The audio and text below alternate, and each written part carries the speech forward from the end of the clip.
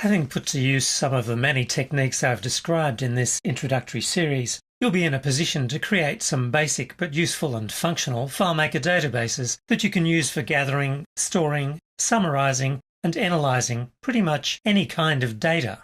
But once you've created a FileMaker database system, what do you do with it?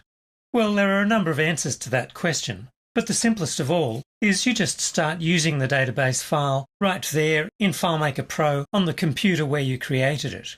And for some purposes, that's all you'll ever need, in which case FileMaker Pro provides both the programming environment in which you've written your database and also the user application in which you'll use it.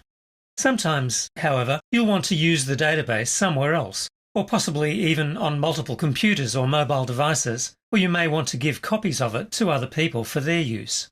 If that's the case, each machine that's going to directly access the database you've created is going to need a copy of FileMaker in order to open and use your file.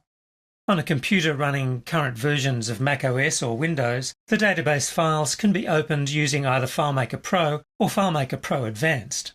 So for example, if we take a look at a computer running Microsoft Windows, you can see that here I have a copy of the same work file running in FileMaker Pro Advanced on Windows. And the layout looks very similar. I can navigate in the same way between records, click into fields and edit data, and so on. So the same file is portable between quite different operating systems and environments, provided you've got a copy of FileMaker Pro on each machine. If you intend to use your database on a mobile device running iOS, for example, an iPod, an iPhone, or an iPad, you'll need a copy of the FileMaker Go app, which is free from the App Store. If I go into iTunes on this computer, you can see when I search for FileMaker Go 12, the iPhone app and the iPad app are both listed, and in fact they're both free.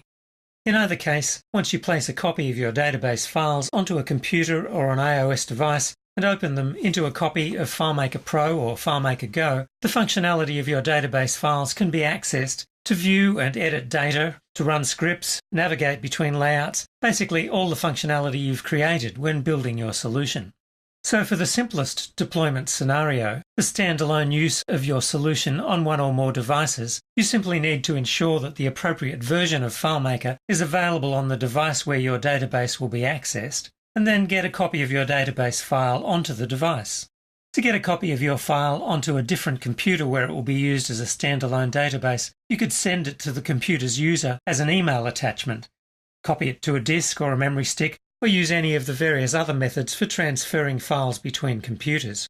To get your file onto an iOS device, the options are slightly different. A user can receive an email on a mobile device, so sending a FileMaker file as an email attachment is one option.